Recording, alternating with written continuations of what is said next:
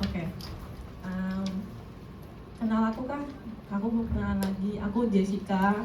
Halo Jessica. Aku jarang kelihatan di sini karena aku kuliah di Salatiga, jadi kadang aku di sini, kadang aku tidak di sini. Nah, dulu deg-degan banget guys, ini kayak pertama kali aku di sini. Ya, maksudnya kedua kali, cuman ini lebih deg-degan banget. Oke. Jadi tema sharing kali ini adalah influence wherever. Aku kok merasa tinggi banget ya di sini. Oh, cuma perasaanku doang ya? Oh, karena aku grogi. Oke. Oke.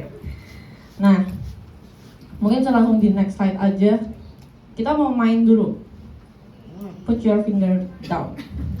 Jadi aku pengen kalian angkat 5 jari kalian. Boleh. Bebas. Kalian mau buat 5-nya kayak gimana serah kalian. Nah, mungkin di next slide. Sebelumnya kalian tahu permainan ini nggak? Tahu nggak? Oke, kalau nggak tahu, jadi permainan ini kalau semisal kalian relate dengan statement yang aku kasih, kalian nurunin satu jari ini, gitu. Wave. Kalau aku ngomong wave berarti kayak wave tuh paham gitu, wave gitu. Wave. Cool. Aku mengajarkan salah satu culture di organisasiku. Next. Oke. Pernah nggak kalian pura-pura nggak lihat teman kalian di sekolah, jalanan atau di kampus kayak, aduh ketemu Glory lagi, nggak usah disapa lah, males banget gitu. Saya pernah. Aku juga sering banget karena aku malas menyapa orang-orang. Next. Pernah nggak mikir, ini bukan urusanku, padahal tahu kalau itu tuh salah. Tapi kalian nggak mau mengurus itu karena kan itu bukan urusan kalian gitu. Pernah nggak? Aku pernah. Oke. Next. Jaga jarak sama orang tanpa sebab. Kayak, Glory aneh banget deh, aku nggak mau temenan sama dia. Ew. Siapa nih, Dad? Aku pernah sih pas SMP. Next. Doing the right things itu sok suci. Ini biasanya kayak kalau di sekolah dulu tuh aku pernah ngebela temanku sih bilang, sok suci banget sih kamu, ngapain kamu bela dia gitu. Pernah nggak? Aku pernah. Kayak kamu merasa ngelakuin sesuatu yang benar itu dianggap sok suci sama teman-teman kamu, dan kamu jadi malu tuh ngelakuin itu. Aku jujur pernah sih. Next. Jelek-jelekin teman kamu atau gosip. Kayak, aduh Glory, kamu tau gak sih Glory suka ngupil. Oh my god. Lihat aja Glory selama ini. Santai aja. Oke. Aku jujur pernah. Siapa yang 5? Siapa yang 5? Yang 1. Siapa yang 4? Siapa yang 3? Oke. 2, 1 nggak usah dihitung. Oke, next. Nah, jangan. Sorry. Aku lupa. Nah, coba deh. Sekarang kita mikirin deh. Kalian pernah nggak sih kayak ngerasa kita tuh hidup di rumah, di sekolah, kampus, bahkan final di gereja ini, tapi cuman ya udah rutinitas aja gitu, kayak lewat doang gitu. Ya gue menjalani hari ini kan, biar cepat selesai, kayak kerjaan cepat selesai, cepat tidur, biar cepat weekend gitu. Pernah nggak? Aku pernah. Padahal kita tuh hidup bareng sama orang tua, kakak adik, teman-teman, bahkan orang sebelah kalian tuh kan hidup bareng gitu loh, tumbuh bareng bersama mereka. Tapi kita tuh nggak sadar mereka tuh lagi sedih, capek, atau mungkin ngerasa sendirian. Kita bahkan nggak tahu, kita nggak peka gitu. Atau kita tahu nih ada yang nggak beres sama Cik Glory ini. Kayak kita tahu Cik Glory suka ngupil, ngomong kasar, bercanda nggak sehat, tapi kita nggak kayak bodo amat gitu. Sorry ya Cik Glory, sumpah, sorry banget. Aku ngeliat kamu terus soalnya.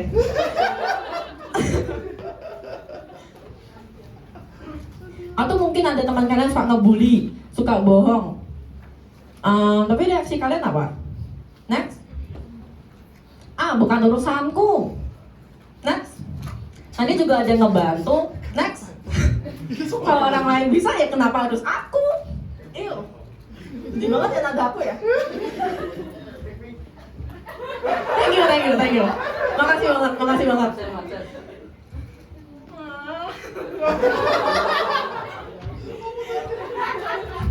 Nah, tanpa sadar kita tuh terjebak dalam namanya next bystander effect.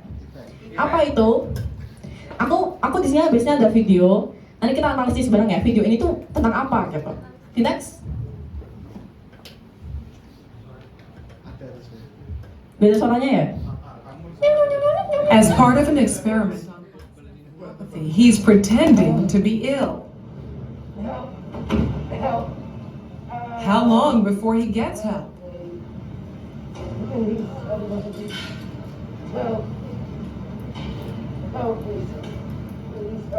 Helping would be inconvenient or even risky.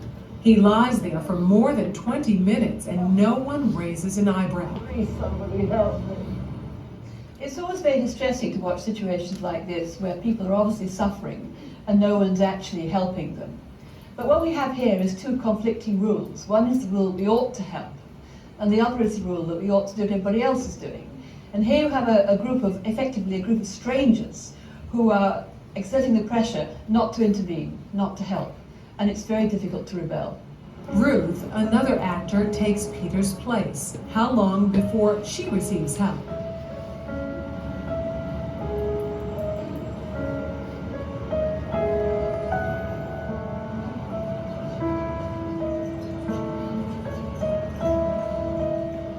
Four minutes later, and 34 people have passed without stopping.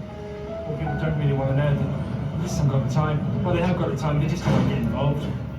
Unwittingly, these strangers have silently formed a temporary group with a rule: don't get involved. They're afraid to stand out from the crowd and won't take action if no one else does. This woman has clearly spotted Ruth, but she conforms to the rule and does nothing. Watch what happens, though, when someone else helps. You alright? You alright? Yes, thank you. Sure, you look a bit flinky, you alright? She suddenly finds herself in a different group with a new rule: to help. You want to sit up? You alright, yeah? Sure. First I thought she was dead. Then I checked to see if she was breathing or not. And I looked around and I couldn't believe that no one had noticed her because there was a bloke sat there just absorbed in reading a newspaper. This time, Peter's dressed as a respectable gentleman. Now that his dress is in keeping with those around him, how long before he's rescued? Hello, sir. How are you today? 6 seconds. She even calls him sir, and suddenly everyone's a good Samaritan. Do you suffer from epilepsy? No. Why you're lying on the floor in the rain? Because he's part of the right group. Everyone wants to help. I would just hate to be in his position of feeling ill and nobody helping him walking past, so I'd just like to check that he was okay. And I thought, well, it's wet, so he must really be ill because he would ruin his suit anyway. Oke. Ada yang tahu nggak ini tentang apa? Bener banget kok Yoyo, 100 buat kamu. Siapa yang mau volunteer buat jelasin? Ini videonya tentang ini. Oke, Kak Dea, thank you. Coba dong jelasin ini tentang apa? Kamu tadi sudah menjatuhkan HP, pasti kamu pengen banget ya? Ayo.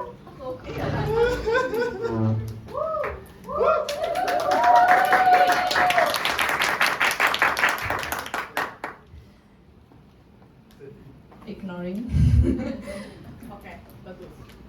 Kayak semuanya itu nunggu ada satu yang bertindak baru yang lain mau bertindak. Kalau gitu lihat dulu siapa yang ada di situ tadi.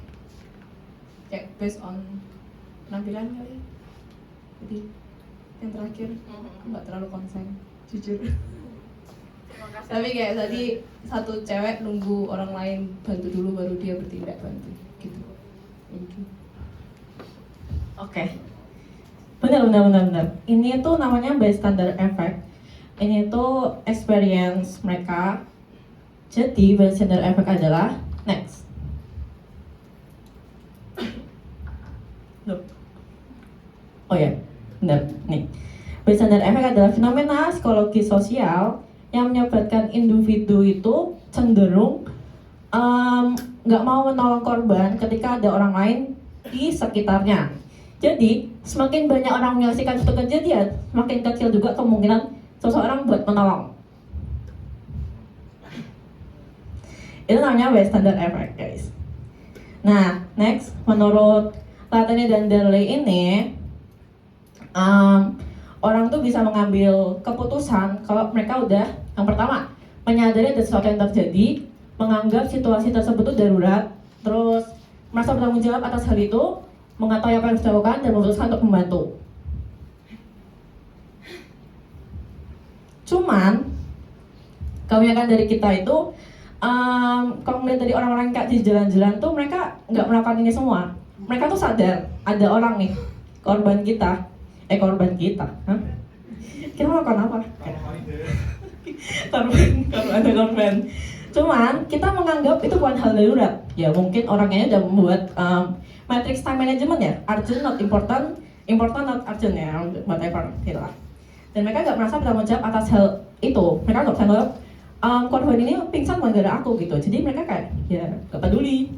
Gitu. Nah mereka tuh nggak tahu, kadang mereka tuh nggak tahu harus berbuat apa sama korban ini kayak, aduh kasihan banget nih orang. Tapi kayak gue harus ngapain ya? Kan jadinya jalan-jalan terus. Nah, kadang orang juga takut salah dan takut merespon orang karena takut dicap gitu, dicap sok suci, sok baik, kayak sok pahlawan, gitu. Nah, padahal kita punya contoh dari Alkitab. Kalau kalian tahu siapa contoh Alkitabnya?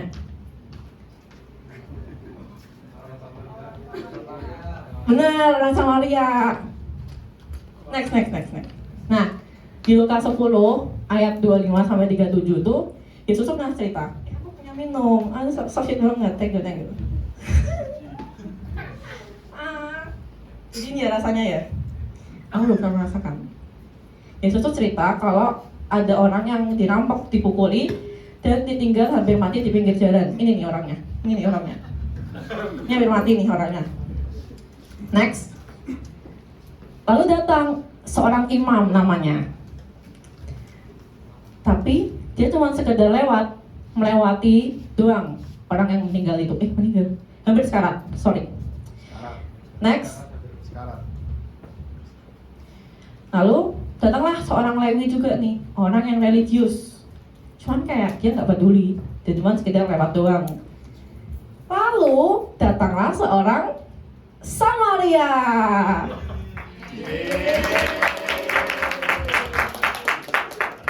Yang secara apa ya, gambarnya tuh orang Samaria tuh dibenci lah sama orang Yahudi ya. Tapi enggak teman-teman, meskipun dia dibenci, tapi dia tuh hatinya tergerak oleh belas kasihan. Dia melihat, dia peduli, dan dia menolong dan bertindak untuk membantu orang yang bahkan dia nggak kenal sedikit pun. Nah, kadang kita tuh seperti Imam dan Lewi kok kalian. Nah, dan kalian kan udah put your finger down nih. Dari 4 tadi, 5 kan udah turun 5 nih. Aku merasa kayak aku Imam dan Lewi. Aku kira-kira aku Imam atau Lewi ya? Gak tahu. Tapi kadang kita seperti itu teman-teman. Kita tahu nih ada yang butuh bantuan, kita tahu teman kita kesusahan, kita tahu teman kita melakukan sesuatu yang salah, cuman kita memilih lewatin aja kan. Whatever, kayak gue gak peduli lu ngapain gitu, bukan urusanku. Yang penting aku baik-baik aja di dunia ini. Tidak. Tapi enggak teman-teman. Yesus tuh ingin kita tuh jadi seperti orang Samaria, di mana dia melihat dia tergerak belas kasihan dan juga dia bertindak. Next. Nah, Yesus tuh pengen orang Samaria itu seperti kayak kita. Kita pengen Yesus pengen kita jadi seperti orang Samaria gitu. Nah, tapi kenapa sih kita pengen jadi dilihatin atau di ya, pokoknya kenapa sih Tuhan tuh pengen kita jadi orang seperti Samaria? Kenapa? Next. Why? Next. Karena yang pertama peduli, orang Samaria itu peduli.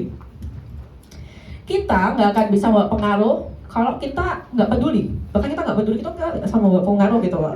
Sorry banget ya ngomongnya. Sorry. Nah, coba deh kalian ingat-ingat, kalian tuh pernah nggak sih ngelihat atau ngerasain di sekitar kalian kayak ada nggak sih teman kalian tuh yang ngerasa sendirian, sering sendirian, nggak udah diajak ngobrol. Terus kalian juga realize kalau ternyata lingkungan kerja kalian tuh toxic, lingkungan pertemanan kalian tuh toxic. Atau keluarga kalian yang mungkin sekarang mulai jarang ngobrol nih sama orangnya. Ada nggak? Nah, aku ngambil dari Filipi 2 ayat 4. Dan janganlah tiap-tiap orang memperhatikan kepentingan sendiri, tetapi kepentingan orang lain juga. Seringkali kita tuh hidup tuh hanya fokus pada diri sendiri. Yang penting aku nyaman, yang penting tugasku selesai, yang penting aku nggak capek.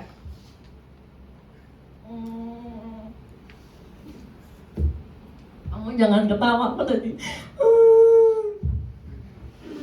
Buat koyoyo itu maksudnya, sorry banget. Ya itu teman-teman, seringkali kita tuh hidup tuh hanya fokus sama diri kita sendiri, kayak ya yang penting aku nyaman gitu loh, yang penting kerjaanku tuh selesai, yang penting aku nggak capek, nggak orang effort dikit pun gitu. Tapi hidup dengan lifestyle seperti itu adalah hidup yang egois, which is jauh dari gambaran Kristus. Ya itu namanya kita nggak bisa berpengaruh kalau kita hanya memikirkan kenyamanan diri kita sendiri. Tuhan tuh ingin kita tuh peka ke orang lain di sekitar kita, peka sama teman yang namanya jauh, perhatian dengan anggota keluarga yang mungkin jarang ngobrol, peka sama teman yang udah mungkin hilang semangat nih di sekolah, di pelayanan, dan lain-lain. Nah, next. Nah, peduli itu bukan cuma kasihan. Jadi, peduli sama kasihan tuh salah. Beda. Kadang kita pikir peduli itu cukup dengan merasakan kasihan, kayak aduh aku kasihan banget sama orang ini, aku udah peduli. Itu namanya bukan, itu bukan peduli. Kalau kita lihat dari kisah Samaria tadi di Lukas 10 ayat 33, bisa dibalikin nggak ke slide orang Samaria tadi? Nah, lalu datang seorang Samaria yang sedang dalam perjalanan ke tempat itu, dan ketika ia melihat orang itu, tergedaklah hatinya oleh belas kasihan. Belas kasihan, apakah suatu hal yang sama? Ya sama lah, kan ada sama-sama kasihannya. No, bukan. Di sini kita lihat deh, kok ada 3 orang nih yang melihat korban perampokan ini. Si imam, Lewi, sama Samaria. Tapi hanya satu nih yang benar-benar peduli. Siapa? Oh, bener banget. Yang membedakan mereka bukan jabatan atau posisi, tapi respon hati mereka. Nah, bedanya kasihan sama belas kasihan ini adalah, kalau kasihan ini cuma berhenti di perasaan aja, kayak aduh kasihan ya, gue kayak ya udah gitu, kasihan doang. Kayak aduh kasihan Cik Glory nulis gak ada mejanya, tapi udah aku cuma kasihan doang gitu, aku nggak ada action buat itu. Sedangkan kalau belas kasihan, kita melihat, kita berhenti, kita melihat orang itu dan melakukan sesuatu. Sini aku tatakin.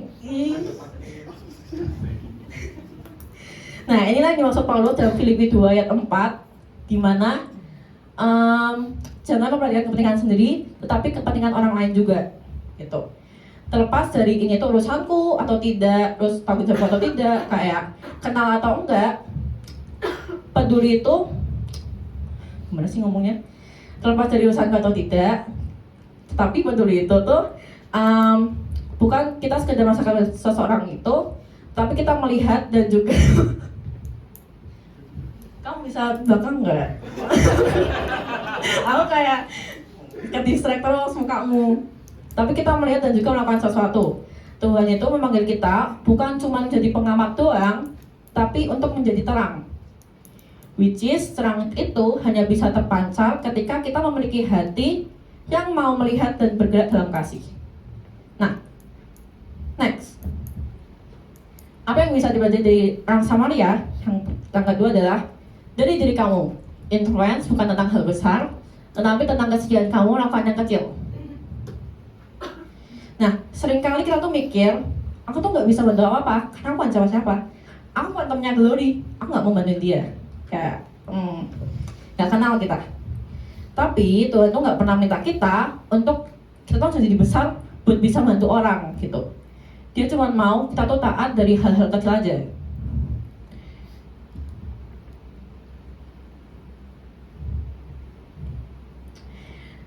Dia aku ngambil di Amsal 3 ayat 27, janganlah menahan kebaikan dari orang-orang yang berhak menerimanya, padahal engkau mampu melakukannya. Nah, terkadang kita tuh tahu kalau orang itu butuh bantuan, butuh semangat, butuh didengarin, butuh ditemenin gitu. Tapi kita malah menahan diri kita kayak, ya ini kan urusanku, kayak masa dia nggak bisa handle ini sendiri sih? Masa dia nggak sekuat itu, nggak sekuat aku, gitu. Kadang kita seperti itu. Tapi ayat ini bilang kalau kamu bisa berbuat baik ya jangan ditahan-tahan. Tuhan memanggil kita untuk menjadi saluran kasih-Nya, bukan hanya penonton. Ini pernah dibahas sama Cik Grace yang dia cerita tentang kindness. Kalau kita adalah channel dari Tuhan untuk menyebarkan kebaikan.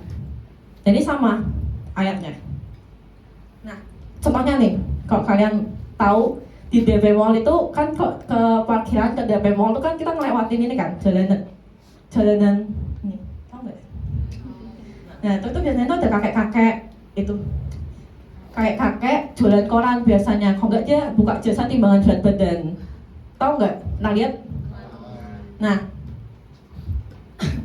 kalau aku lihat kakek-kakeknya itu, aku selalu batin, ih kasihan ya, tapi aku nggak ada kas nih buat bantuin dia. Jadi bisa. Ih kasihan banget, aku nggak punya cash. Pemerintahan itu aku ulang-ulang terus sampai aku pulang ke rumah. Sampai di rumah aku bilang, tadi aku ketemu kakek-kakek kasihan banget dia jualan koran. Tapi yang aku lakuin apa? Gak ada, zero. Aku gak ngelakuin apa-apa ke kakek itu gitu. Padahal aku bisa aja beliin makanan dan minuman si kakek. Itu. Dan itu perasaan itu tuh aku merasa bersalah banget sampai aku nangis, jujur. Tapi aku gak balik sih. Aku nggak boleh. Aku cuman, kasihan banget. Nah, itu namanya perasaan kasihan. Berbeda dengan belas kasihan. Kalau kalian merasakan belas kasihan, kalian melihat, kalian langsung bertindak gitu loh. Itu contohnya. Nah, ini juga yang maksud di Amsal 3 ayat 27. Jangan menahan kebaikan dari orang yang berhak menerimanya. Di situ aku nahan-nahan kan, kayak kasihan, tapi aku tahan buat aku tahu aku bisa, tapi aku nggak mau. Aku menolak. Aku menahannya. Nah, siapa sih yang berhak menerima kebaikan kita ya? Teman-teman kalian, lingkungan kalian, keluarga kalian, atau bahkan strangers yang kalian temui di jalan. Kayak tadi aku temu stranger kakek-kakek. Cuman aku bisa memberikan kebaikan kepadanya. Cuman aku menolak, enggak, aku nggak mau. Ini bukan urusanku. Enggak sih, aku nggak ngomong gitu sih.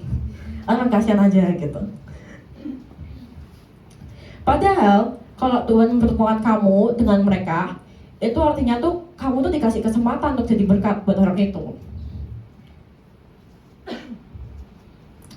Nah, tapi balik lagi kita mau ngambil kesempatan itu atau tidak? Tuhan nggak minta kamu melakukan sesuatu hal yang kamu bahkan nggak bisa. Dia pengen kamu tuh taat sama hal kecil, dan kalau kamu mau melakukan hal kecil itu, apa itu ya lakukan. Kamu bisa temenin Glory, kamu bisa dengerin, kamu bisa sekedar chat, tanya, apa kabar Glor, gimana harimu, kalian kan seneng ya dikasih pesan itu ya, aku juga seneng banget. Nah, setelah itu ya lakuin gitu, ngelihat temen yang udah mulai berubah, kamu langsung ngechat, Glor, kamu akhir-akhir ini lagi sibuk apa, kamu mau nggak hangout sama aku, gitu. Bisa cuma sekedar pesan aja, simple, ketik doang udah jadi, tapi dilakuin. Kalau kita nggak mau ya, aduh. Influence ini bukan soal posisi, tapi soal respon terhadap kesempatan. Kadang kita tuh terlalu tunggu momen yang besar untuk memberi pengaruh. Padahal Tuhan tuh sedang nugasin kita untuk memulai dari hal yang kecil dan sederhana, yang pastinya kita bisa lakuin itu. Sama kayak orang Samaria. Samaria ini nggak mikir panjang nih buat bantuin si korban. Dia tahu dia punya minyak, anggur, dan uang yang bisa dia pakai untuk nolong orang menderita itu. Dia nggak menunda-nunda, dia langsung take action for that, gitu. Dia juga nggak takut rugi, dia nggak nunggu jadi siapa-siapa dulu. Dia cuma, yaudah, orang Samaria yang dibenci oleh Yahudi, tapi dia berani banget ngelakuin itu. dia mengambil kesempatan itu mengambil berkat buat orang ini. Padahal bisa aja dia takut gitu. Nanti kalau aku bantuin Glory, nanti aku dibunuh lagi sama dia, dimanfaatin ini. Nah, Amsal 3:7 ini adalah kayak wujud nyata dari si Samaria ini, dimana dia tuh nggak nahan kebaikan karena dia tahu dia bisa, ya dia ngelakuin.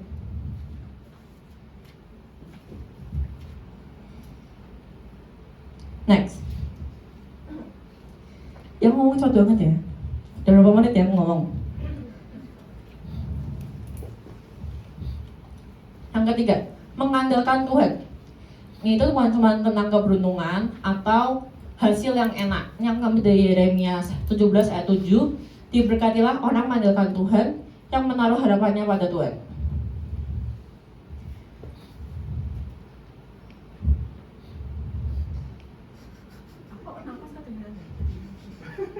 Orang yang ya, ayat itu bukan sekedar bicara tentang keberuntungan atau hasil yang menyenangkan, tetapi tentang sebuah hidup yang berada dalam kehendak Tuhan. Orang yang mengandalkan Tuhan, orang yang setia pada Tuhan, percaya pada hal-hal yang kecil. Padahal orang mengandalkan Tuhan belum tentu mendapatkan sesuatu yang dia mau, tapi dia selalu punya damai dan pengharapan yang nggak akan terguncang gitu, kayak nggak akan kemana-mana gitu. Dia punya privilege buat itu.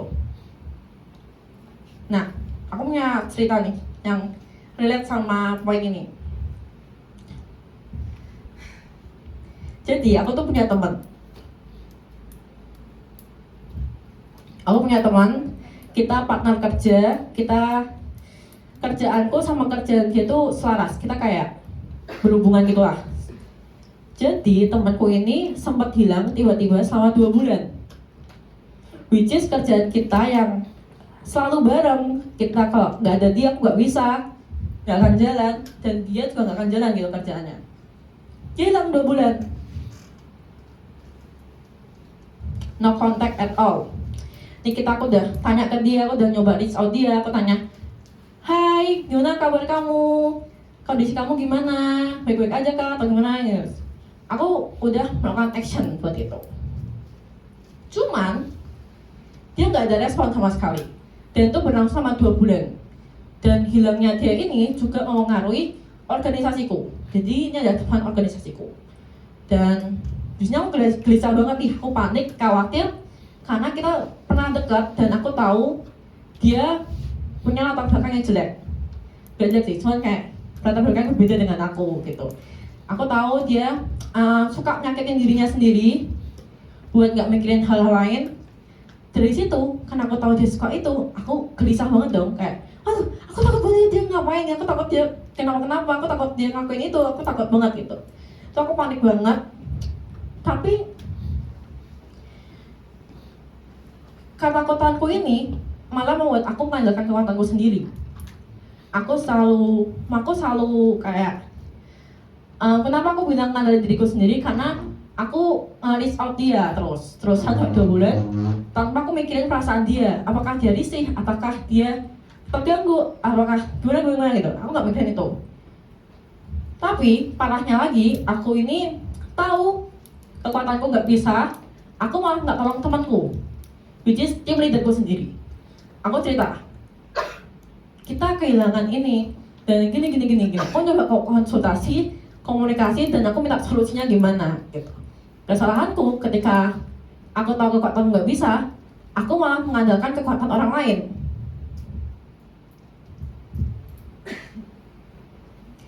Hasilnya nggak ada, kita jadi lebih tertutup, jadi away banget dia. Kuliahnya juga nggak teratur, berantakan banget semuanya. Nggak cuma organisasi, tapi kuliah dan hidupnya juga berantakan banget gitu. Besoknya kayak pas aku langsung ke Semarang kan. Nah, entah kenapa aku tuh cerita ke Tante Tuti, "Tante, aku tuh punya teman gini. Aku nggak tahu kenapa aku cerita ke Tante Tuti. Itu suatu hal yang aneh menurut aku. Kenapa aku nggak deketin Nat, Glory kayak yang deket gitu. Aku cerita ke Tante Tuti saat itu. Atau tuh dia bilang, ya kamu berdoa aja, biarin Tuhan yang bekerja. Dia bilang gitu. Malamnya aku langsung berdoa dong. Aku langsung berdoa. Anehnya, aku tuh nangis banget di doa itu. Aku doain temanku sambil aku nangis. Tapi Tuhan tuh gak menjawab doaku, gak langsung menjawab. Butuh waktu 2 minggu lah, anjay. Asik, aku ngitungin banget sampai 2 minggu. 2 minggu tuh gak ada jawabannya dari Tuhan. Tapi aku percaya pasti akan ada sesuatu yang indah gitu. Aku percaya Tuhan pasti akan membantuku dan membantu orang ini untuk keluar dari kegelapannya itu. Dan yay, minggu lalu dia tiba-tiba bilang, "Hi Jess, I'm come back." Dia kayak menyambutku dengan baik, terus kita kerja bareng dan aku sangat senang gitu. Dia kembali. Itu salah satu bentuk aku mengandalkan Tuhan dalam hidupku. Karena aku tahu selama 2 bulan aku mengandalkan kekuatanku tuh, nggak work sama sekali. Dan entah kenapa aku bercerita ke Tante Tuti, coba kalau aku cerita yang lain, pasti nggak akan tuh terjadi seperti ini. Itu teman-teman.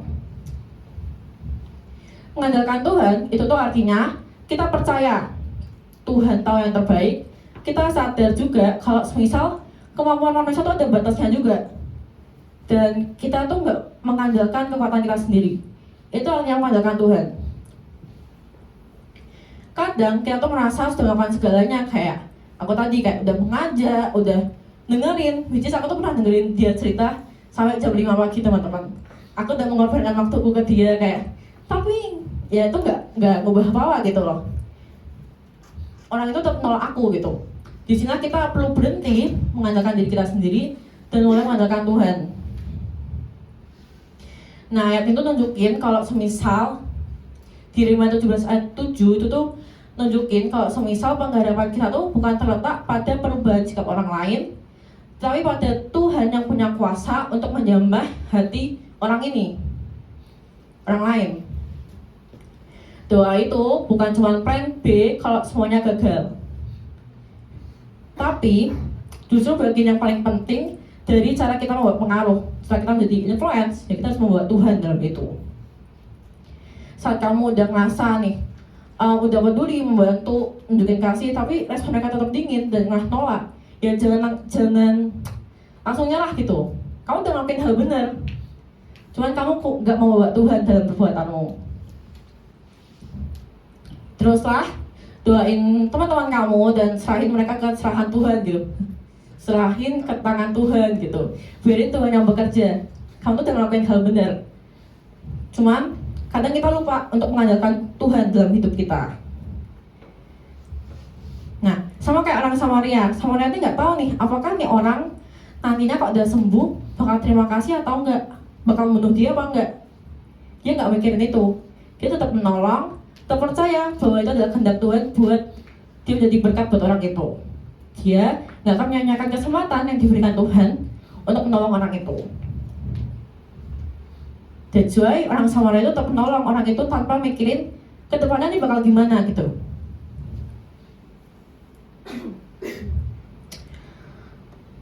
Mungkin kalau misalkan udah bekerja keras nih, tapi nggak ada hasilnya, mungkin kita tuh nggak ngelihat hasilnya sekarang, tapi waktu kita ngandalin Tuhan, setiap kebaikan yang kita sebar dan kita tanam nggak akan sia-sia gitu. Kita tahu kalau kebaikan yang kita sebar itu nggak akan sia-sia gitu.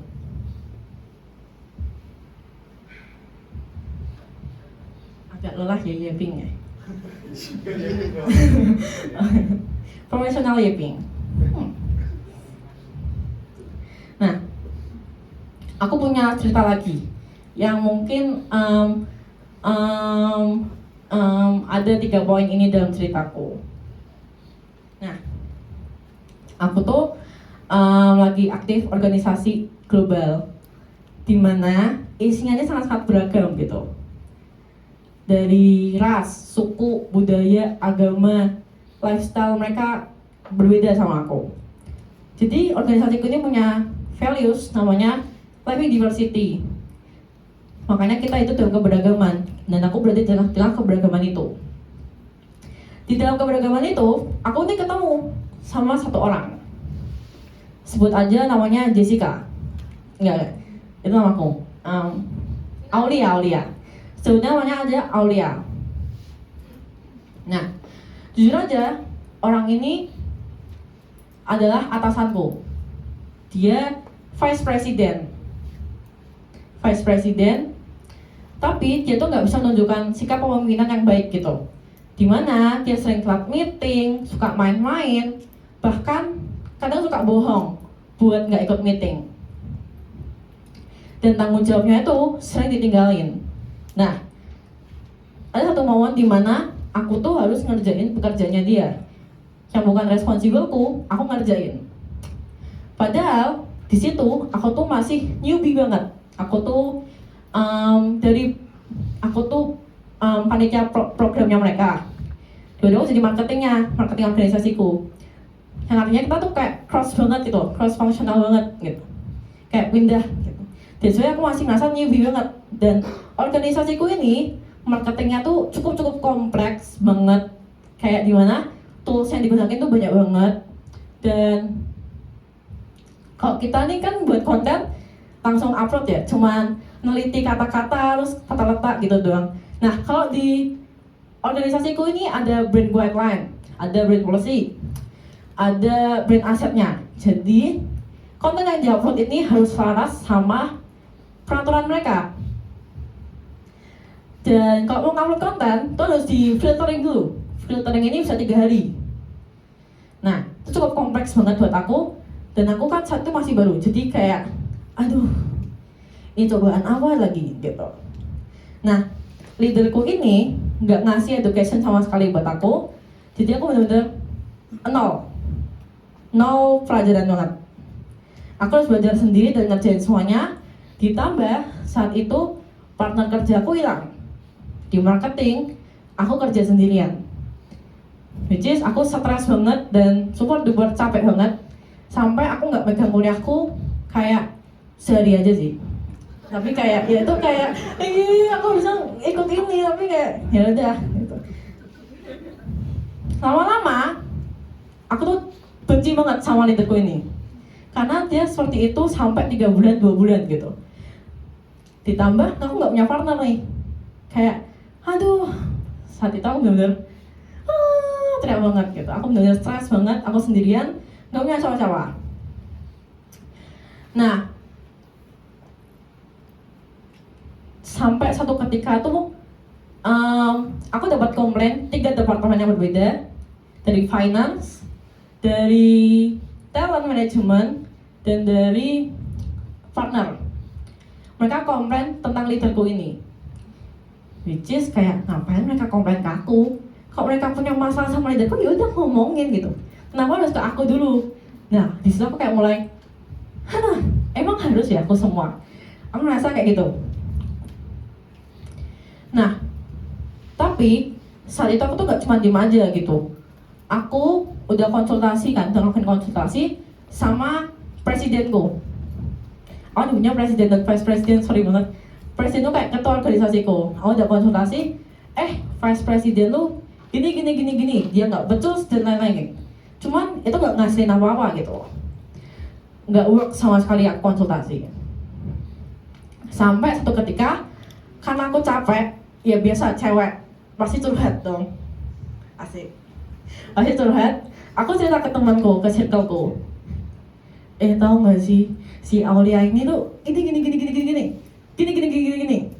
Which means itu perbuatan yang salah gitu loh. Aku menggosip saat itu.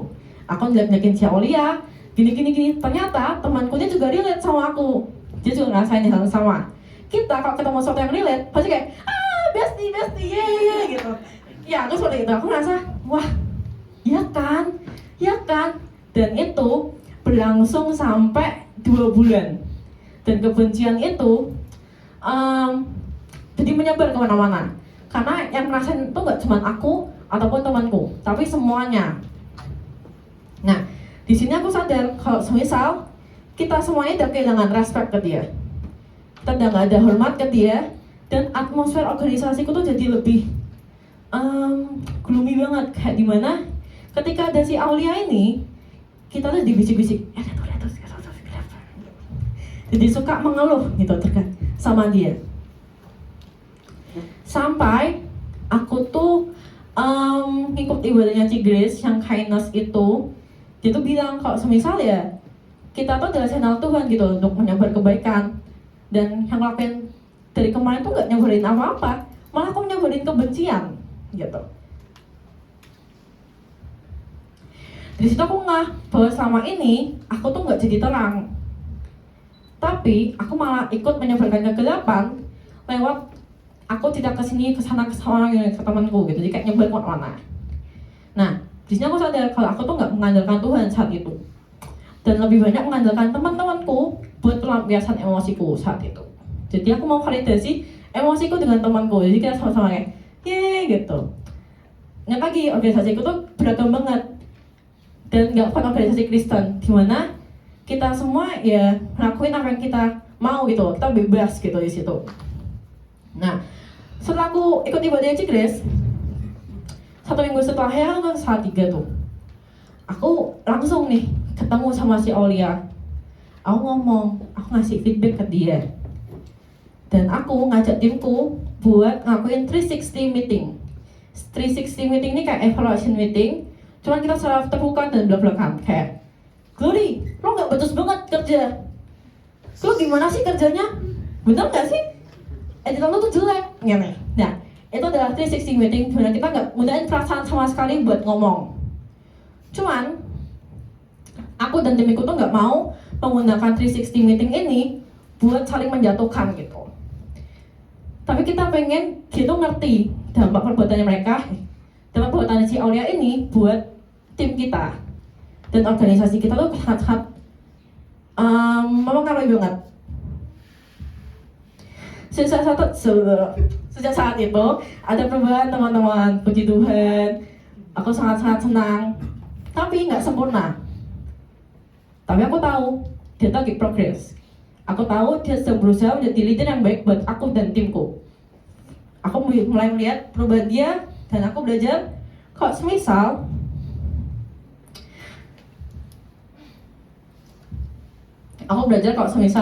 kita nggak suka sama orang itu, kita nggak seharusnya menyebarkan kegelapan, kebencian terhadap orang itu, tapi langsung ngomong ke orang itu, dan kita bawa orang itu dalam doa kita. Oh, aku lupa cerita ini. Jadi aku tuh doain si Aulia ini, teman-temanku, buat dia dalam doa, karena aku udah jengkel banget. Cuman dalam doaku itu, aku tuh masih masalah kejengkelan gitu, kayak Tuhan tolong ubah si Aulia ini, aku nggak suka nih. Tapi aku tuh doa sambil menggebu-gebu, itu kan salah ya. Nah, ketika setelah ibadah tuh aku doain dia gitu, doain. Di situ aku ngerasa hatiku tuh nggak menggebu-gebu. Mungkin karena aku udah realize kalau ternyata ini tuh udah jelek banget nih perbuatanku dan perbuatan teman-temanku. Aku doain dengan tulus, dengan hatiku yang tulus. Asik.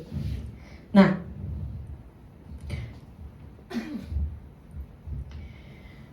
aku minta ke Tuhan buat kasih dia perubahan hati dan kasih aku hikmat buat aku tetap sabar dan tidak membalas perbuatan dia dengan kejahatan. Gitu. Aku minta tolong ke Tuhan itu, dan aku belajar kalau influence itu bukan cuma kekuatan diri kita sendiri. Kadang tindakan kita tuh nggak ngefek apa-apa, tapi justru malah doa yang kerja. Ketika kamu mengandalkan Tuhan, itu akan works banget gitu loh. Wow banget, ya ampun, aku sayang banget sama Tuhan. Nah, influence itu juga bukan hanya ketika kamu jadi pusat perhatian atau kamu punya jabatan tinggi, tapi influence itu terjadi saat kamu berani menjadi terang dan kamu berani jadi terang saat orang lain tuh nggak berani gitu loh.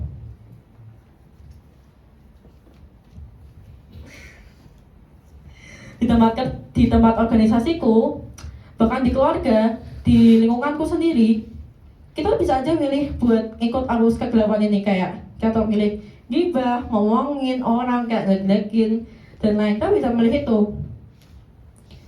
Cuman kalau kita mau jadi terang, itu harus dimulai dari hati yang peduli dan keberanian untuk berbicara.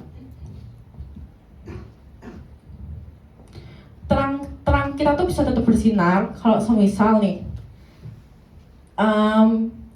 kalau asalkan kita tuh setia dan juga konsisten. Dan kita tahu kita bisa madamin terang itu, cuman kita memilih untuk enggak. Aku tahu ini salah dan aku ingin bertindak dalam itu. Terang itu bisa bersinar bahkan di tempat yang paling gelap pun, asal kita tuh nggak madamin aku itu. Kayak dia aku bilang, nah, habis itu ada next slide selanjutnya nggak sih? Next. Sebelumnya. Habisnya apa? Aku lupa. Oh ya. Kadang kita tuh terlalu fokus mau jadi pengaruh, mau jadi terang, mau jadi pembawa dampak, tapi kita lupa kalau semisal terang itu tuh gak akan gunanya kalau semisal kita nggak tahu kalau sumber itu dari Tuhan. Nah, di Yohanes 15 ayat 5 ini, akulah pokok anggur dan kamulah ranting-rantingnya. Barang siapa tinggal di dalam aku dan aku di dalam dia, ia berbuah banyak, sebab di luar aku kamu tidak bisa berbuat apa-apa. Di sini udah bilang bahwa akulah pokok anggur.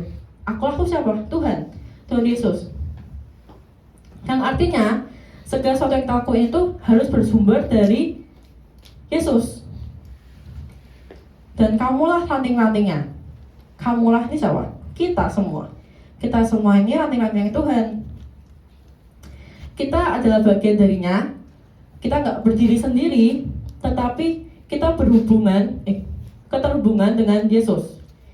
Dimana kalau semisal ranting ini patah, itu akan kering, kosong dan kehilangan arah. Buah di sini berarti itu, aku nggak boleh sebagai karakter kita sih. Karakter kita, buah-buah roh. Buah di sini berarti karakter kita dalam hidup orang lain. Buah itu bukan hasil diri kita sendiri, tapi hasilnya Tuhan Yesus. Karena kita tuh ranting-rantingnya dan Tuhanlah pokok anggurnya. Jadi kalau kita berbuah, itu bukan hasil diri kita sendiri, tapi itu adalah hasil dari hubungan erat kita sama Tuhan. Dengan kita berhubungan erat dengan Tuhan, kita akan menciptakan sebuah buah yang enak, anggur yang manis banget dan nggak ada bijinya. Aku suka itu. Dan Tuhan bilang, sebab di luar aku, kamu tuh nggak bisa berbuat apa-apa.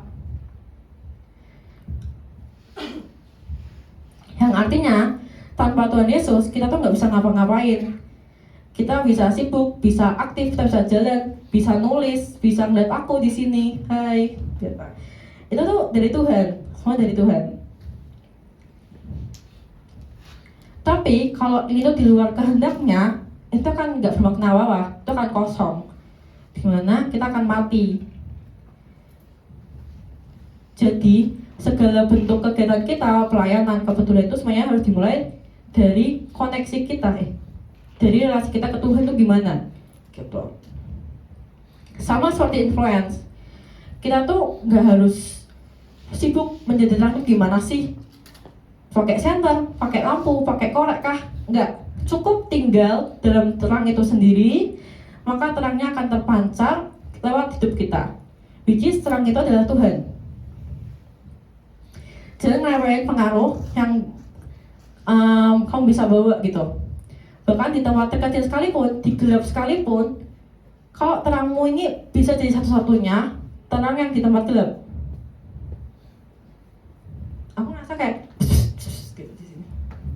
Apa itu ya?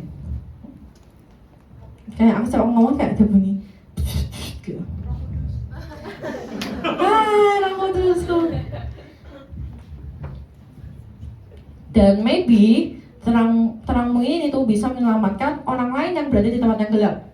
Temanmu yang suka ngebully, temanmu yang toksik, temanmu yang suka ngomong kasar. Nah, kamu tuh bisa jadi terang buat mereka gitu loh.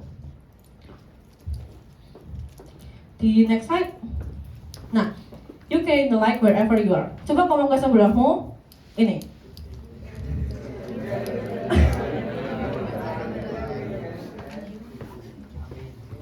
Amin. Ya, kamu bisa membawa terang dimanapun kamu berada. Kalau kamu membawa terang itu dengan Tuhan. Kalau kamu adalah Tuhan, terang itu nggak akan padam, teman-teman. Next. Nah, nggak pro. Nah, ini aku ngambil dari Matius 5 ayat 16. Aku nge-chat ya, sorry. Soalnya di tempatku pro, sorry banget. Jadi nggak kelihatan.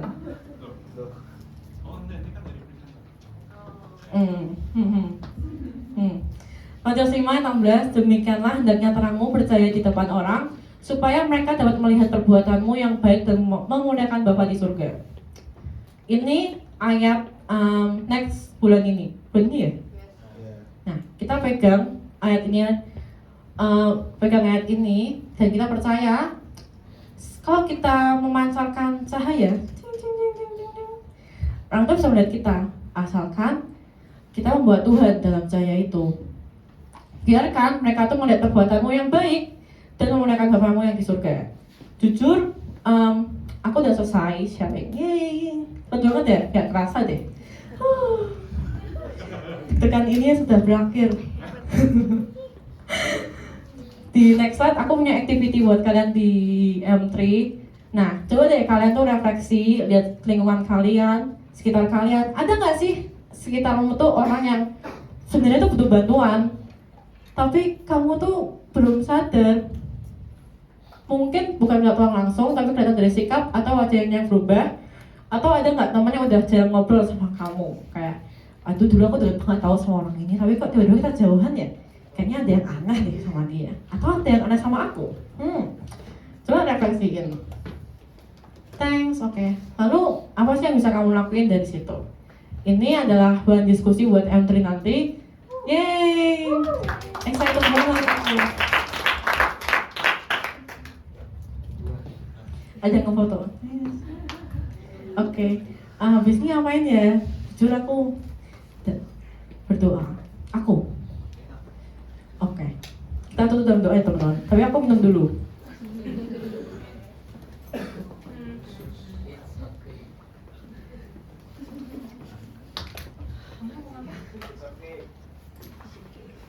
Aku dengarnya it's okay, hah? Kamu ngomong apa? Oke, it's okay. Thank you. Ayo teman-teman kita berdoa. Tuhan, terima kasih kau sudah mengumpulkan kami di tempat ini, dan kami juga sudah mendengarkan firman-Mu, dan kami ingin firman-Mu ini bisa menjadi berkat buat kami semua di lingkungan kami. Kita bisa bawa berkat itu ke orang lain, ke lingkungan kita, rumah, keluarga, dan lain-lain. Dan kami ingin melanjutkan aktivitas kami selanjutnya. Kita akan bergabung dalam M3. Kau sertai kami selalu dalam M3 ini. Terima kasih ya Tuhan. Haleluya. Amin. Yeay.